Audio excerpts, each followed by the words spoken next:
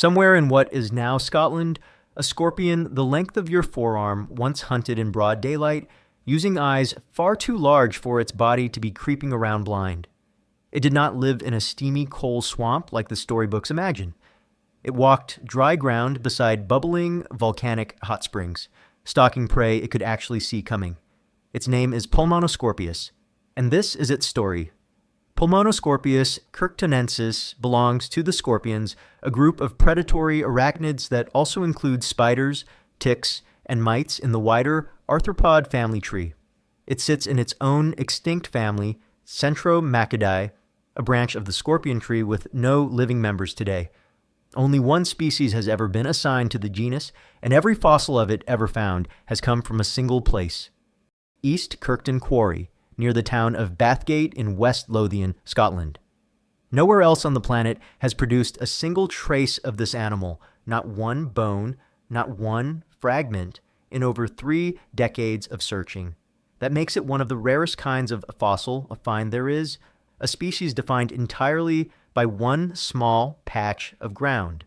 Scorpions themselves were already an old established group by the time Pulmonoscorpius came along, having first appeared over 100 million years earlier, which makes this giant less a pioneer and more a late, oversized entry in a lineage that had already been quietly working for a very long time.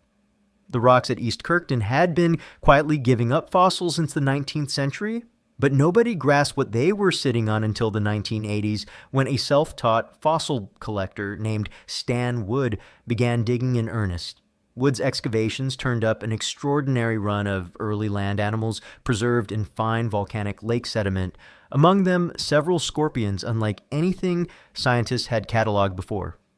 It took until 1994 for paleontologist Andrew Geram to formally describe and name the new genus, choosing a name that pointed straight at one of its most unusual features rather than its size, based on a handful of partial specimens plus one exceptionally complete individual that let him pin down the anatomy with confidence. Sites that preserve land animals this clearly from this far back are genuinely rare enough that geologists use a special term for them, a Lagerstätte, meaning a deposit whose preservation quality is good enough to change how an entire period of Earth's history gets understood. Most fossil beds from this period record life in the sea or in waterlogged coal swamps, so a lake bed that captured animals living and dying on dry ground is treated as one of the more valuable windows into early land life anywhere in the world.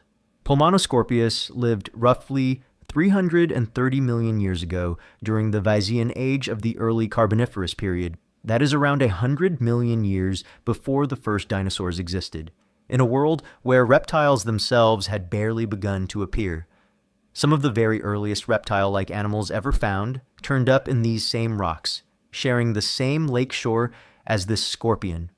The air itself was doing something unusual during this period. Something that would eventually let a handful of arthropods grow to sizes nothing alive today can match, though that same advantage would not last forever.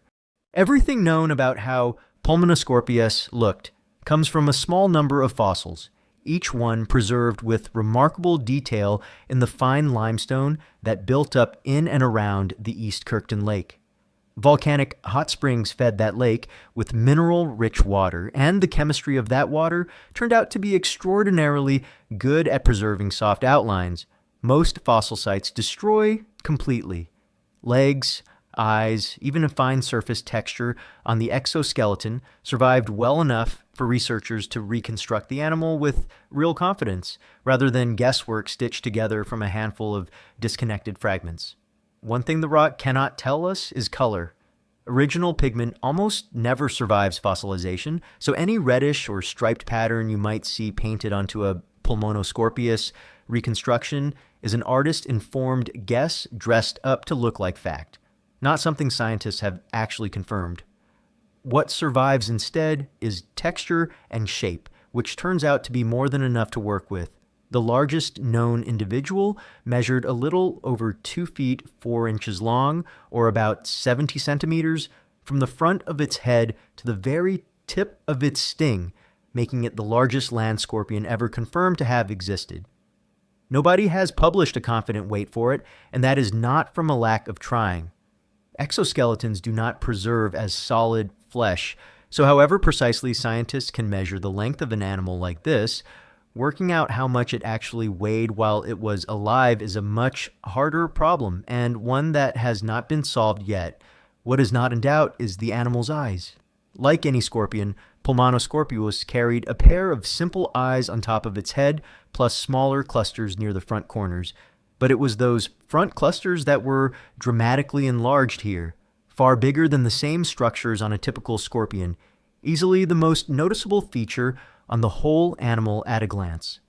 That enlargement is large enough that researchers think Pulmonoscorpius hunted mainly by sight, actually watching its surroundings rather than relying only on vibrations through the ground the way most scorpions, living or extinct, generally do.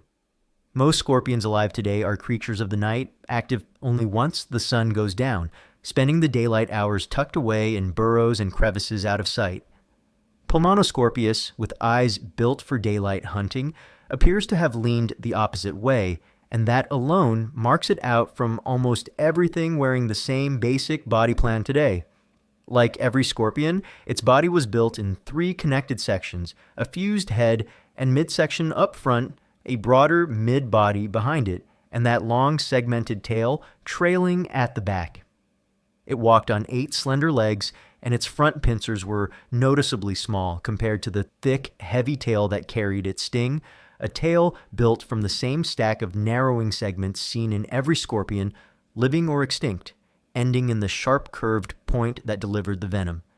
In living scorpions, that same combination, modest pincers paired with a stout tail, usually points to a more potent venom doing most of the work instead of brute physical grip, and scientists suspect the same held true here. Breathing came through a pair of book lungs, stacked leaf-like folds of tissue built for pulling oxygen from open air rather than water, and that single structure is where the animal gets its name. Pulmonoscorpius means breathing scorpion, built from the Latin word for lung and the Greek word for scorpion, a name chosen specifically to highlight that this was a fully land-living animal from the very start, not some transitional creature still tied to the water. East Kirkton was a landscape of active cinder cone volcanoes, patchy woodland of early ferns and towering club moss trees, and a lake fed constantly by hot mineral springs bubbling up from below. Wildfires swept through occasionally, and researchers think fleeing animals were sometimes driven straight into the lake shallows, which is part of why so many of them ended up so well preserved in the mud. Pulmonoscorpius would have moved across dry open ground near that shoreline in daylight, using those oversized eyes to their full advantage. Nothing else found at the site so far comes close to its size, which makes it a reasonable bet that this scorpion had no serious rival for the title of largest land predator anywhere around that lake, which meant first pick of whatever came within striking range, with nothing around to challenge that, at least based on everything found at the site so far. As a predator, Pulmonoscorpius almost certainly ambushed or actively stalked smaller animals rather than waiting for something to wander within reach of a burrow, since nothing about its legs or body shows any adaptation for digging. Its likely menu included other large arthropods sharing the same ground, and quite possibly small early tetrapods too, animals not yet fully committed to life on land the way the scorpion already was. A sting delivered from that thick, muscular tail would have made short work of almost anything its size or smaller. Smaller relatives, centipede-like and millipede-like arthropods scuttling through the leaf litter nearby would have made an easier, lower-risk meal on the days a bigger target never showed up. Hunting mostly by day likely also meant Pulmonoscorpius had first pick of anything moving in daylight hours, well before the site's more nocturnal hunters ever woke up, a genuine advantage in a landscape crowded with smaller things trying to survive the day. It shared that lake shore with animals now considered milestones in their own right. West Lothiana lizzii, nicknamed Lizzie, is one of the earliest known animals sitting right at the root of the reptile family tree. Balanurpiton woodii, an early relative of today's frogs and salamanders, lived along the same water's edge. Eurypterids, an entirely different and much older group of water-dwelling arthropods, sometimes nicknamed sea scorpions, despite not being true scorpions at all, turn up in the same rocks too, a reminder of how easily two unrelated animals can end up looking alike right down to a shared nickname neither of them actually earned by descent. None of this abundance was an accident. Unusually high oxygen levels in the Carboniferous atmosphere are the leading explanation for why so many arthropods of this era, Pulmonoscorpius among them, grew to sizes their modern relatives never come close to matching, a condition tied directly to the air itself rather than anything special about the animals. In the decades since Stan Wood's first excavations, that first handful of specimens has never grown into anything larger. The fossils described back in 1994 remain essentially the entire known record for this species today. Whatever range the scorpion actually covered while it was alive, the fossil record has preserved only this one narrow window into its existence. A single lake shore captured at a single moment out of what may have been a much wider and longer story we will simply never see. A find this rare says as much about how fossils form as it does about the animal itself, since land animals with soft, breakable exoskeletons need almost perfect conditions to survive into the rock record at all, conditions this one lake happened to provide for a short window and nowhere else seems to have matched since. Exactly why Pulmonoscorpius disappears from the record after this is not something scientists can answer with certainty. The leading explanation is tied to the same atmosphere that made a scorpion this size possible in the first place.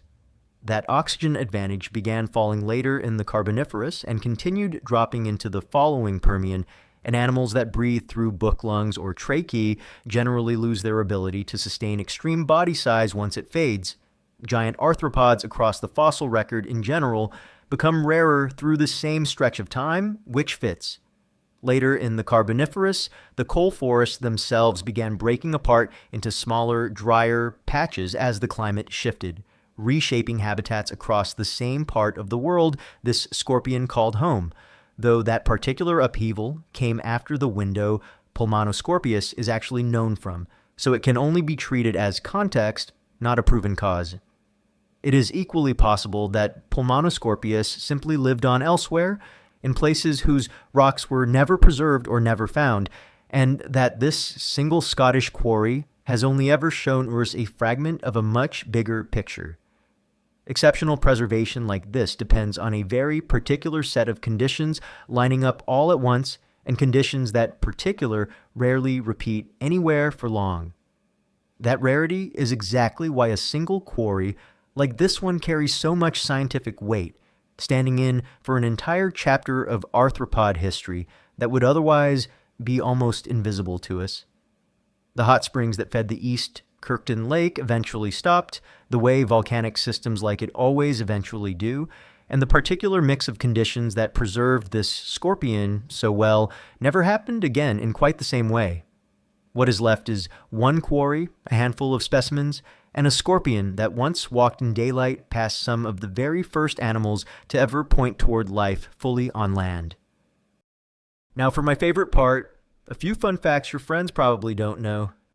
The largest scorpion alive today, the giant forest scorpion of South and Southeast Asia, tops out at around 9 inches or 23 centimeters, roughly the length of a rolled-up magazine. Pulmonoscorpius was close to 3 times that, closer to the length of a baseball bat than anything you would want crawling near your foot. And it was not the only record holder pulled from those rocks. The very same layer at East Kirkton also produced the oldest confirmed Harvest Man fossil in the world, a distant, long-legged relative of spiders known informally as daddy longlegs.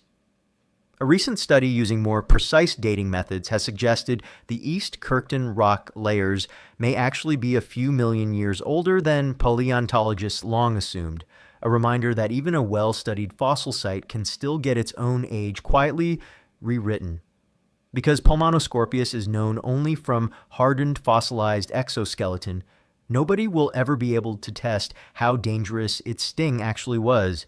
Venom does not fossilize, and there is no living relative close enough to safely extrapolate from, so the animal's small pincers and thick tail can only ever tell us it was probably potent, never exactly how potent. Even its eyesight had limits worth remembering. Those oversized eyes likely made it a sharper hunter than a modern scorpion. But scorpion vision, even at its best, is still built mainly to detect movement and shape, not fine detail, so the world it saw was closer to a moving silhouette than a clear picture. 330 million years later, this scorpion is still the largest one science has ever confirmed walked on land, a record nothing alive today has managed to beat.